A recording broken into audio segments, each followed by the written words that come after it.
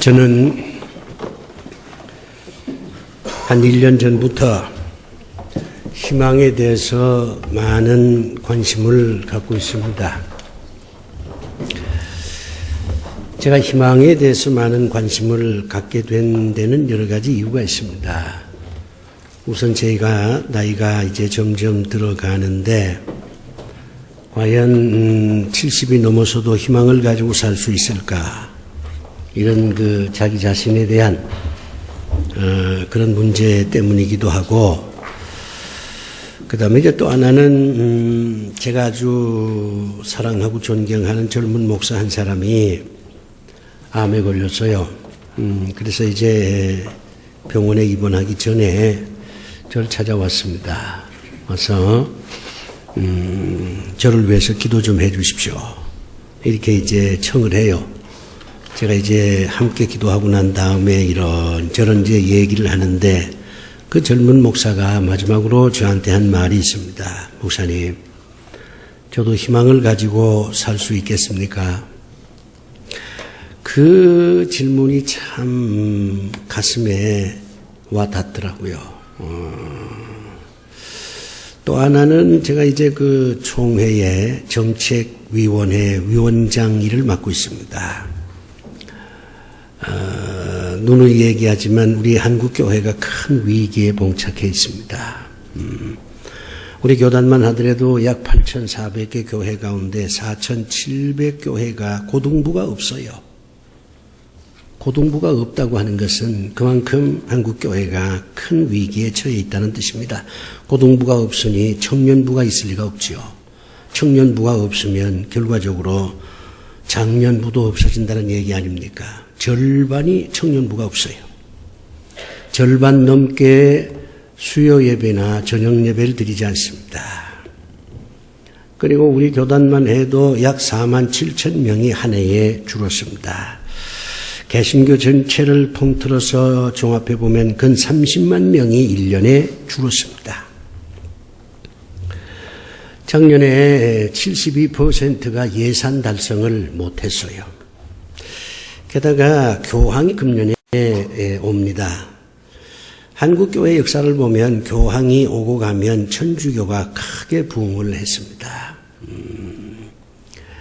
이 개신교에서 무너진 사람들이 천주교에 가는 경향이 굉장히 많습니다. 그리고 이 천주교는 상당히 홍보 전략이 치밀합니다. 그렇기 때문에 교황 방문을 중심으로 해서 치열한 홍보를 할 것입니다. 그리고 나면 천주교는 또 크게 성장하게 될 것입니다. 교단이 무너지고 있습니다. 그래서 이런 상황에서 우리 교단이 도대체 뭘 어떻게 해야 희망을 가질 수 있을까? 그런 것을 연구를 하고 있는 겁니다. 그러니 희망에 대해서 관심을 갖지 않을 수가 없습니다. 개인적으로 봐도 많은 사람들이 지금 희망에 대해서 회의적입니다. 직장이나 가정이나 사회 분위기로 봐서 과연 한국에 희망이 있겠느냐. 이제 마지막 희망을 남북 통일에 두고 있습니다. 미래학자들이 얘기를 한 걸 보면 이제 앞으로 2050년쯤 되면 삼성이 망할 것이다. 이런 얘기도 있습니다. 왜? 스마트폰 세계가 사라지니까요. 자동차도 마찬가지예요. 지금 우리 경제가 삼성과 현대가 이끌고 있습니다. 이 두 회사 가운데 어느 한 회사만 무너져도 한국 경제는 그야말로 곤두박질하게 되어 있어요. 절대로 낙관적이 아닙니다. 우리는 지금 살얼음판을 걷고 있는 것입니다. 자, 이런 때에 희망에 대해서 관심을 안 가질 수가 없잖아요. 젊은 목회자가 일어서서 선배님, 제가 희망을 가지고 병원에 들어가도 됩니까? 이렇게 물었을 때 저는 이렇게 대답했어요. 당연하다. 너는 희망을 가지고 병원으로 들어가라. 그러면서 이 본문에 대한 얘기를 제가 잠깐 해줬어요. 상대도 목사니까 이 본문은 잘 알지요. 그런데 내가 이 본문을 통해서 깨달은 희망이 있다. 물론 자네도 다 깨달아 알겠지만은 그래도 희망을 가지고 병원에 들어갈 수 있느냐 이렇게 굳이 물으니 내가 요한복음 5장 1절에서부터 9절까지에 기록된 하나님의 말씀을 통해서 내가 터득한 희망의 단계를 자네에게 전해주마. 그리고 내가 이 얘기를 했어요. 이제 그 얘기를 여러분에게 좀 풀어놓을까 합니다. 여러분은 희망을 가지고 살고 있습니까? 있겠죠. 그런데 막연한 거 아니에요?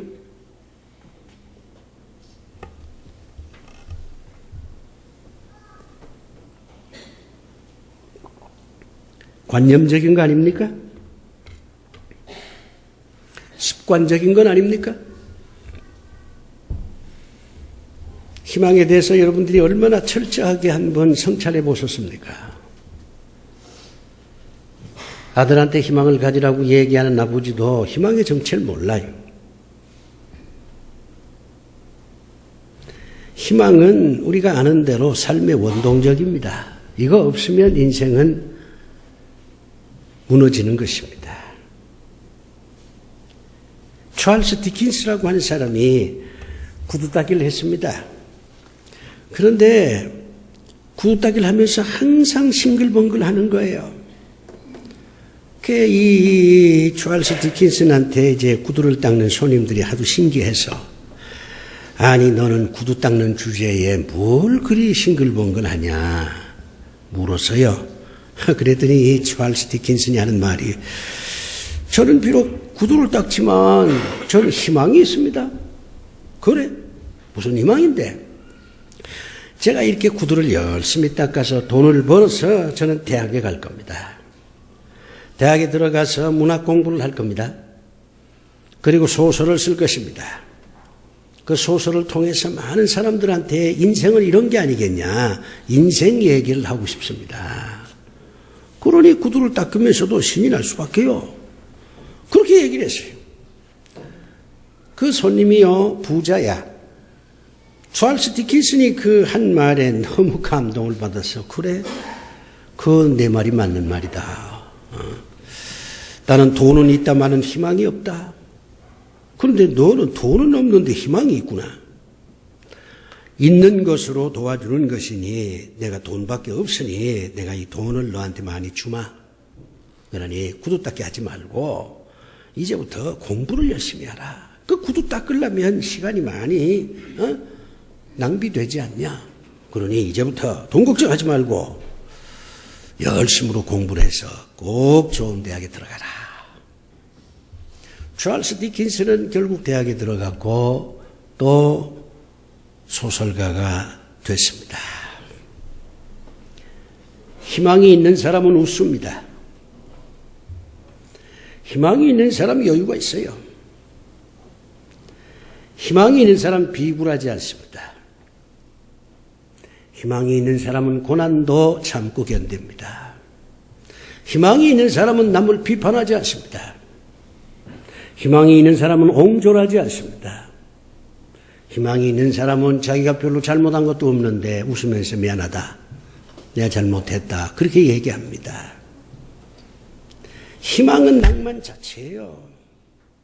희망이 없는 사람은 로맨티스트가 될 수가 없어요. 낭만주의자가 될 수가 없어요. 희망이 없는 사람은 인간관계도 잘 되질 않아요. 빡빡합니다. 따지기나 좋아하고. 사람이 옹졸해요. 남을 볼 때에 부정적인 것부터 봅니다. 결국 희망이 없는 사람은 인생 사막에서 산다. 그렇게 얘기할 수가 있습니다. 그런데 우리가 이제 희망을 잘 성찰해 보면 이게 단계가 있다는 걸 알아요. 다시 말해서 희망이 체험되는 단계가 있다는 겁니다. 오늘 본문을 통해서 하나님께서 우리에게 그것을 말해 줍니다. 첫 번째 단계는 뭐냐면 자기 스스로 희망을 가지려고 하는 겁니다. 되게 우리가 그렇잖아요. 우리는 우리 자신한테 말합니다. 고시영, 희망을 가져.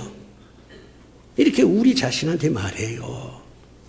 희망을 가지려고 책도 보고, 희망을 가지려고 건강관리도 해보고, 희망을 가지려고 돈도 벌어봅니다. 왜? 그런 게 있어야 내가 희망을 가질 수 있다고 생각하니까요. 자기에게로부터 오는 희망입니다. 이게 희망의 첫 단계예요. 모든 사람은 이 단계를 갖고 있습니다. 특별히 무슨 정신장애자가 아닌 상황에 어떤 위기가 주어지면 자기가 자기를 추스리는 거예요. 내가 이렇게 주저앉으면 안 되지. 내가 이렇게 주저앉으면 내 아들은 어떻게 되는 거야. 내가 이렇게 주저앉으면 우리 가정은 파탄이 날 텐데 내가 기운을 내야지. 내가 일어서야지. 이렇게 자기 자신을 달래는 거예요. 희망은 어디서 옵니까? 자기에게로부터 오는 거예요. 생의 의지가 있어야 돼요. 살려고 하는 거룩한 본성이 있어야 됩니다. 무너지면 안 되겠다고 하는 자기 채찍질이 있어야 돼요. 오늘 본문 보면 이 38년 된 병자가 그렇잖아요. 주님께서 이 병자한테 물어봅니다. 38년 동안 병으로 고생한 사람이야. 웬만한 사람은 벌써 자살했어요. 근데 이 사람 자살 안 합니다. 주님이 묻습니다. 내가 낫고자 하느냐? 38년 동안 누워 있었는데 지겹지 않냐? 네가 사는 인생은 그건 사람의 인생이 아니지. 넌 짐승 같은 삶을 살았잖아. 38년 동안 누워만 있었잖아. 그런데 아직도 살고자 하느냐? 내가 낫고자 하느냐? 이렇게 물었어요. 이 38년 된 병자가요. 예, 제가 낫고자 합니다. 자기에게로부터 오는 거예요. 희망은 누가 갖다 주는 게 아닙니다. 여러분 자신이 여러분을 달래야 합니다. 여러분 자신이 여러분을 채찍질해야 돼. 나는 일어서리라. 내가 무너지면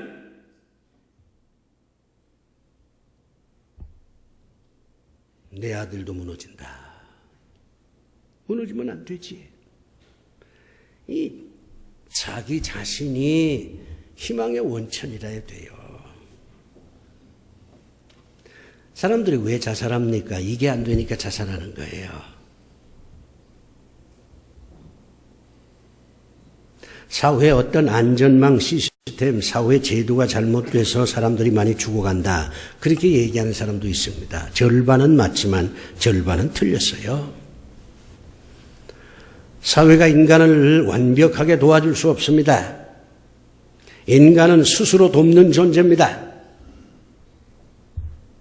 아무리 사회 안전망이 잘 됐다 할지라도 본인이 살겠다는 의지가 없으면 그 사람은 죽는 거예요. 괜히 말이죠. 지나치게 나라에게 책임을 물어서는 안 됩니다. 나라에게 책임을 물어야지요. 그러나 절반 정도만 물어야 됩니다. 나머지는 본인 책임이에요. 희망의 원천은 자신입니다. 그런데 이 희망만 가지고 우리가 살 수 있는 게 아니에요. 아무리 내가 살려고 노력을 하고 몸부림을 쳐도 그것 때문에 더 온전한 희망을 체험할 수는 없습니다. 누군가가 도와줘야 됩니다. 그래서 이 희망이라고 하는 것은 사회적인 용어입니다. 본인에게만 희망을 가지라 이렇게 얘기하는 건 첫 단계는 맞는 말이지만, 그러나 본인에게 희망을 가지라고 얘기함과 동시에 사회적인 합의로 그 사람이 희망을 가질 수 있도록 도와줘야 돼요.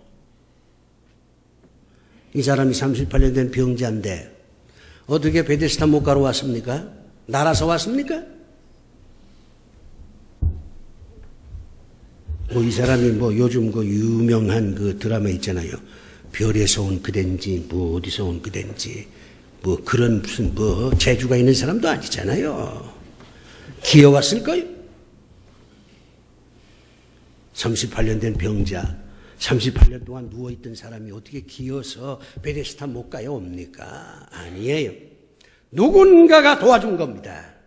그렇지 않습니까? 누군가가 이 사람을 베데스다 목가까지 데려다 준 거예요. 아마 그는 이렇게 말했을 겁니다. 나를 베데스다 목가까지만 데려다 달라. 나 혼자는 못 가지 않냐? 내가 정말 베데스다 목가까지 가고 싶은 마음이야 간절하다마는 내 힘으로는 안 되지 않냐? 친구여 친척이여 지나가는 나그네여 나를 좀 불쌍히 여겨달라. 나를 베데스다 목가까지 데려다 달라. 그렇게 호소했을 거 아니에요? 그 호소에 사람들이 감동을 받았을 겁니다. 그래서 지나가는 나그네가 했든지 친구가 했든지 친척이 했든지 그건 모릅니다. 성경은 침묵하니까요. 그러나 알 수 있는 것은 그래도 주변에 있는 사람들이 이 사람을 불쌍히 여겨서 이 사람을 베데스다 목가까지 데려다 준 거예요. 희망은 주변에 있는 사람에게서 오는 겁니다. 그러니 내 주변에 절망하는 사람만 있다면 나는 희망을 가질 수가 없어요. 내 주변에 어떤 사람이 있느냐가 우리의 운명을 결정하는 것입니다. 차 마시는 사람이 1000명 있어도 소용없는 거예요. 커피만 마시지 도와주진 않아. 비판하는 사람이 1000명이 있어도 소용이 없어요. 저들은 비판만 하지 나를 도와주지 않아. 아름다운 여자가 100명이 있으면 무슨 소용이 있습니까? 잘생긴 남자가 100명 있으면 무슨 소용이 있어요? 다 그저 얼굴만 내밀 뿐이지 도와주질 않는데. 희망은 어디서 옵니까? 두 번째 단계는 사람에게서 옵니다. 그러니 여러분 주변에 좋은 사람 두셔야 돼요. 제가 오늘 일부 설교 제목을 그리 했습니다. 내 주변에 누가 있느냐? 내 옆에 누가 있느냐? 희망은 사람에게서 옵니다. 사람 관리 잘 하셔야 됩니다. 사람과 싸운다고 하는 건 대단히 어리석은 짓입니다. 돈 몇 푼에 사람 잃어버리는 거 이거야말로 인생이 뭔지 모르는 사람이에요. 사람 관리 잘 하셔야 돼. 희망은 사람에게서 와요. 사람에게서 와. 그런데요, 하나님께서 또 이 말씀을 통해서 우리에게 가르쳐 줍니다. 희망은 사람에게서 오지만 그러나 결정적인 것은 아니다. 그렇게 말합니다. 오늘 본문을 보면 이 38년 된 병자가 탄식을 합니다. 예수님한테. 이 베데스다 목가 이 물이 한 번 이제 출렁하는데 그때 제일 먼저 이 물 속에 뛰어드는 자는 어떤 병에 걸리든지 다 낫게 되는데 저는요 여기까지는 왔는데 여기까지는 누군가가 도와줘서 왔는데 결정적인 순간에 물이 움직일 때에 나를 맨 먼저 물속으로 넣어줄 사람이 없습니다. 그랬잖아요. 희망은 사람에게서 오지만 결정적인 건 아닙니다. 그렇지 않습니까? 병원으로 입원하면서 젊은 목사가 나한테 왔는 건 그래도 나한테 뭔가 위로를 받으려고 온 거 아니겠어요? 병원으로 가는 것은 의사한테 뭔가 그래도 기대를 해서 간 거 아니겠습니까? 사람을 통해서 희망을 얻으려고 한 거지요. 그러나 그건 결정적인 건 아닙니다. 제가 그 친구에게 희망을 가지라고 얘기를 하고 함께 기도했다고 해서 그것이 그 젊은 목사한테 결정적인 희망은 아닐 거예요. 의사도 마찬가지일 거예요. 의사가 칼자루를 들기 전에 얼마나 많은 얘기를 합니까? 이런 부작용도 있을 수 있고 저런 부작용도 있을 수 있고 무슨 마취해서 안 깨날 수도 있고 온갖 얘기를 다 하고 도장을 찍으라고 그런단 말이에요. 그러면 그 의사가 희망을 주는 의사입니까? 오히려 반대로 사람을 절망하게 만들어요. 정말 멋있는 의사는요, 오실 때 이것저것 물어서 도장 찍으셨어요? 예, 그거요, 그냥 찍는 거니까 걱정하지 마세요. 그건 병원이 하는 거지 내가 하는 거 아닙니다. 병원이 책임 회피하려니까 그러는 거지. 걱정하지 마세요. 내가 말이요, 당신 병 깨끗하게 고쳐줄 수 있으니까 아무 소리 말고 그저 한잠 자는 셈 치고 수술실로 들어갑시다. 그렇게 얘기를 해야 그게 희망을 주는 의사지. 그런데 그런 의사가 별로 없어요. 무슨 협박부터 하고 앉아있어요. 의사를 믿고 병원에 갔습니다. 의사가 희망을 준다고 생각하니까. 그러나 인간이 주는 희망은 거기까지입니다.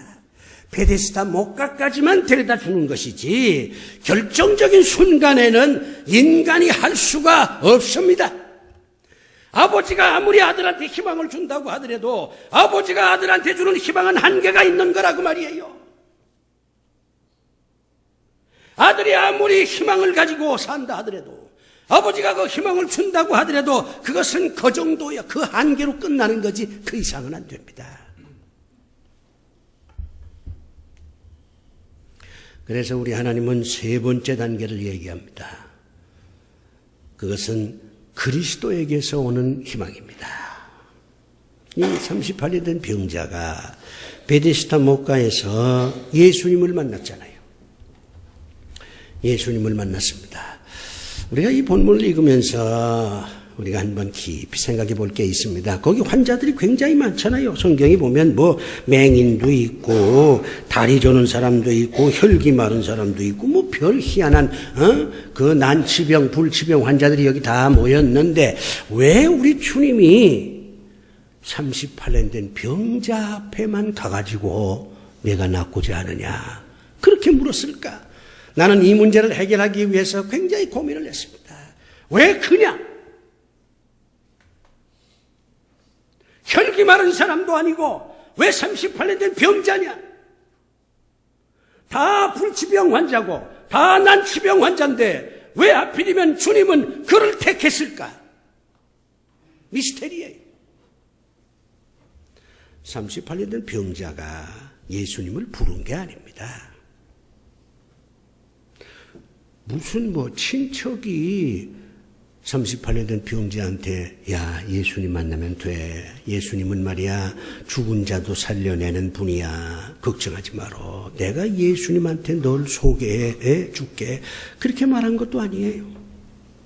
이걸 어떻게 풀어야 돼? 예수님이 38년 된 병자를 선택한 겁니다. 그래서 찾아온 거예요. 다른 사람한테는 안 가. 38년 된 병자한테만 찾아오는 거야.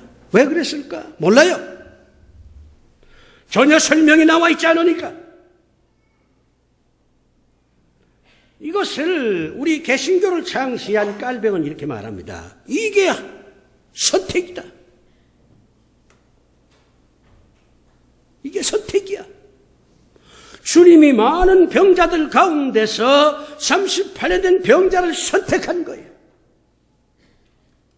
이것은 주님의 고유한 권한입니다. 여기 있는 많은 환자들이 주님한테 왜 나를 선택하지 않았습니까? 나도 38년 된 병자 이상으로 고통을 받고 있는데 어떤 사람은 그렇게 말하는지 모릅니다. 나는 40년 동안이나 혈기 마른 병으로 고생했는데 왜 주님이 저를 만나주지 않고 저 38년 된 병자만 만나주고 저 38년 된 병자만 고쳐줍니까? 시비할 수 있잖아요.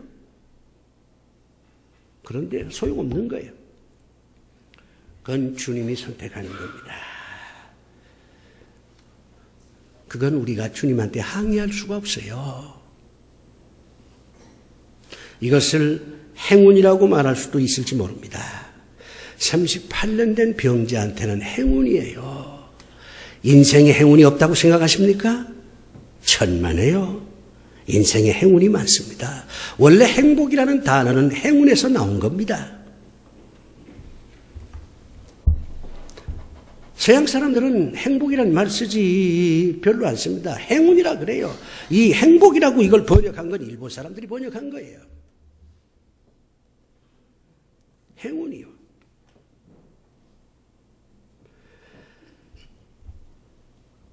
이번에 미국서 큰 사건이 하나 있었습니다. 모든 회의를 다 마치니까 딱 하루가 남았어. 하루니까 관광을 좀 하자. 그랬는데 어디로 관광을 할 거냐. 이게 이제 모인 사람들한테 갑론을박이 벌어진 거예요.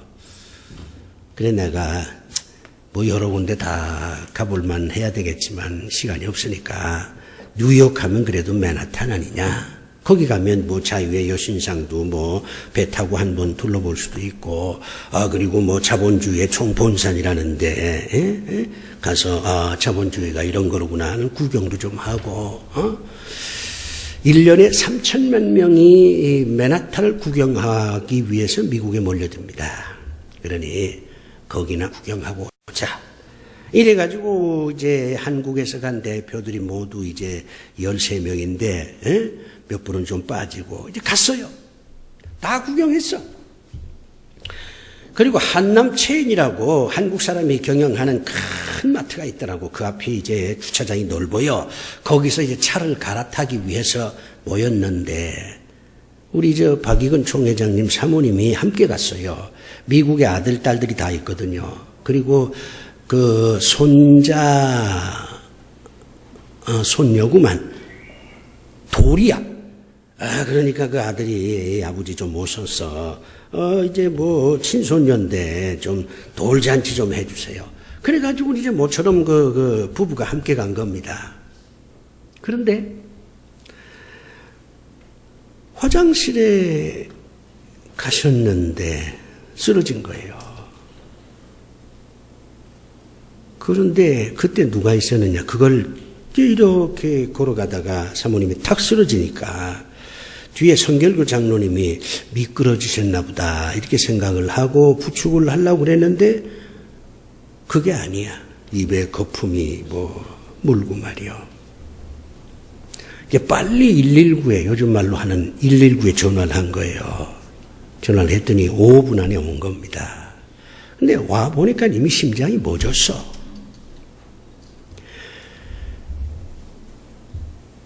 처음엔 여자가 그 인공호흡을 하더라고. 심폐소생술을 하는데 땀을 뻘뻘 흘려도 이게 안 되는 거예요. 힘이 빠졌어. 그러니까 이제 남자가 또 해. 남자가 해도 또 힘이 빠지니까 또 다른 남자가 세 사람이 한 20분 동안 했더니 심장이 다시 돌아왔어요. 살았어. 내가 거기서 느낀 게 있습니다. 야, 행운이다. 그 뒤에 장로님 안 계셨으면 죽은 거예요. 또 119에 신고를 했는데 5분 안에 안 왔으면 그거 죽는 거예요. 거기 함께 갔던 목사들이 전부 제가 불렀어요. 그거 뭐 의사 심폐소생술 하는 거 볼 게 뭐 있냐. 다 일로 모이라. 그래가지고 그 한남체인 안에서 우리 목사들이 다 손잡고 원을 지어가지고 열심히 또 기도를 했어요. 살았어요. 행운입니다. 인생에 행운이 많습니다.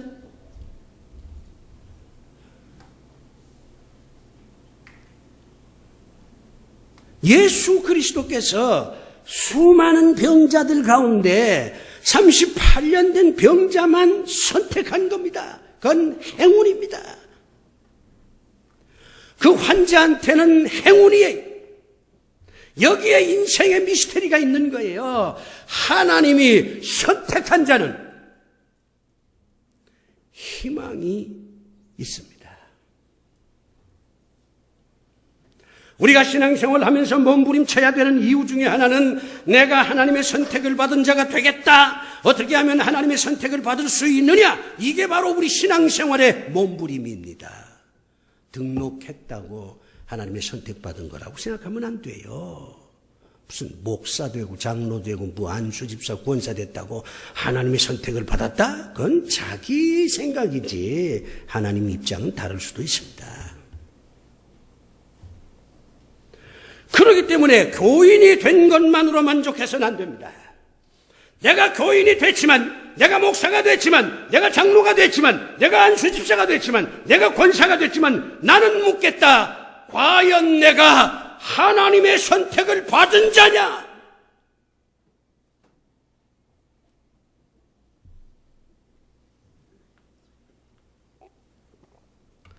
이게 우리의 고민입니다. 이게 나의 고민이에요. 이게 여러분의 고민이 돼야 됩니다. 바로 당신들의 고민이 돼야 되는 거예요. 그 자리에 앉았다고 해서 당신들이 하나님의 선택을 받았다고 아무도 보장해 주지 않습니다. 여러분이 각고의 노력을 해야 됩니다. 내가 과연 선택을 받았느냐? 선택받은 자는 다시 일어설 수가 있습니다. 하나님이 선택을 했으니까 어떤 절망적인 상황 속에서도 여호와께서 들어 쓰시는 것입니다. 세 번째 단계가 그리스도의 선택입니다. 그리스도의 선택이에요. 그러나 여기서 끝나는 건 아니에요. 마지막이 또 하나 있습니다. 그것은 행동을 통해서 체험되는 희망입니다. 주님께서 38년 된 병자 보고 이렇게 말합니다. 내가 낫고자 하느냐? 예, 제가 낫고자 합니다. 대단하다. 너 정말 대단하다. 네가 나를 감동시킨다. 38년 된 말이야. 그 긴 세월, 그 짐승처럼 살았던 세월인데도 불구하고 너 자살하지 않는 거, 정말 대단하다. 내가 너를 고쳐줄게. 일어나 걸으라. 그렇게 말합니다. 여기에 문제가 있어요. 주님께서 약을 바르고 난 다음에 일어나 걸으라. 그러면 얼마나 좋아. 약을 발랐으니까 이 약 효과가 있을 테니까 이거 내가 일어나 걸을 수 있겠지 이렇게 생각할 수 있잖아요. 주님이 손을 잡아주었으면, 주님이 손을 잡아서 이렇게 했으면 저거 주님이 내 손을 잡아줬으니까 내가 일어나 걸을 수 있을 것이다 이렇게 생각할 수도 있잖아요. 그러나 주님은 냉정하셨어요. 한 걸음 뒤에 물러서서 말을 합니다. 일어나 걸으라. 난감하지요. 38년 동안 한 번도 일어나 걸어본 적이 없어요. 어쩌면 이 환자의 머릿속에 남는 기억은 6살 때 걸었었던 그 추억밖에 없을지도 모릅니다. 38년 동안 누워있어서 경험의 단절이야. 경험의 단절은 의식의 단절을 가져옵니다. 그는 이렇게 생각할 수 있어요. 내가 어떻게 일어나 걸을 수 있냐? 약도 안 발라주고 손도 안 잡아주는데 아니 저렇게 매정하게 말이야 일어나 걸으라고 말만 하니 이건 말이 아니지 않냐? 내가 걸어본 지 얼마나 오랜데 38년 동안 걸어본 경험이 없는데 의식이 벌써 부정적이에요. 경험은 의식에 큰 영향을 끼칩니다. 38년 된 병자는요, 상식적으로 얘기하면 일어날 수가 없어요. 대개 사람들이 자기 경험을 너무 의지하잖아요. 자기가 경험했으니까. 그리고 경험에 따라서 의식이 만들어지는 거 아닙니까? 내 경험에 이거다 이거지요. 그런 입장에서 보면 38년 된 병자는 일어날 수가 없어요. 그런데 놀랍습니다. 정말로 감탄스러운 일들이 벌어졌어요. 주님이 일어나 걸으라 그러니까 경험이 38년 된 단절되던 이 사람, 38년 된 그 어두운 경험이 의식을 완전히 묶어가지고 나는 걸을 수 없다 이렇게 생각한 이 사람, 주님이 일어서 걸으라고 말만 했지 손 한 번 잡아주지 않은 그 상태에서 주님이 일어나 걸으라 그러니까 이 사람이요, 주님이 일어나 걸으라고 말하니까 내가 일어나야지, 내가 일어서야지 그러면서 꿈틀거리는 거예요. 꿈틀거린다는 게 얼마나 아름답습니까? 꿈틀거리니까 움직이는 겁니다. 아, 내가 움직이는구나. 저분 말씀대로 일어나 걸으라고 했으니 내가 저분 말씀을 믿고 행동하면 나는 다시 걸을 수 있겠구나. 희망의 마지막 단계는 행동을 통해서 체험되는 희망입니다. 행동하지 않으면 아무것도 이루어지지 않습니다. 그래서 앙드레 말로가 말합니다. 태초에 행동이 있었다. 움직이세요. 행동하세요. 하나님의 말씀을 들으려고만 하지 마세요. 머리에 지식을 담으려고만 하지 마세요. 행동하세요. 움직이세요. 그래야 여러분은 희망을 체험해서 희망을 바라보는 사람이 아니라 희망을 쟁취해서 희망대로 되는 사람이 될 수가 있습니다. 왜 행동하지 않습니까? 왜 말만 씁니까? 왜 의식만 복잡합니까? 그래서 달라진 게 뭐 있습니까? 그래서 얻은 것이 무엇이 있습니까? 더 많은 갈등과 더 많은 고통만 주어진 거 아니에요? 주님께서 일어나 걸으라. 그러면 그 말씀 그냥 믿고 행동하려고 노력을 하다 보면 행동이 가능합니다. 가만히 앉았던 사람이 갑자기 서는 게 아니에요. 앉았다가 설라면 다리부터 꼬물꼬물하고, 다리를 들고 엉덩이를 올리고 그래야 일어서는 거 아니에요.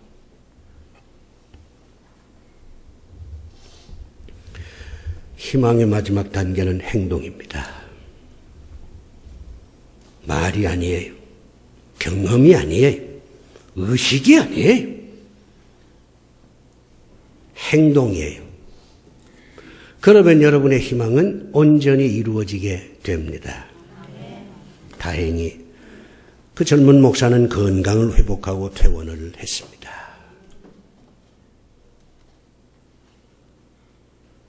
그는 행동했으니까. 기도합시다. 하나님 아버지시여, 희망으로 사는 저희들 되게 해주시고 그 희망의 단계가 여러 단계가 있다는 걸 깨닫고 마지막 단계, 행동하는 단계를 통해서 우리의 희망이 바라보는 희망이 아니라 그대로 이루어지는 실현되는 희망이 되게 하여 주시옵소서. 예수님 이름으로 기도하옵나이다. 아멘.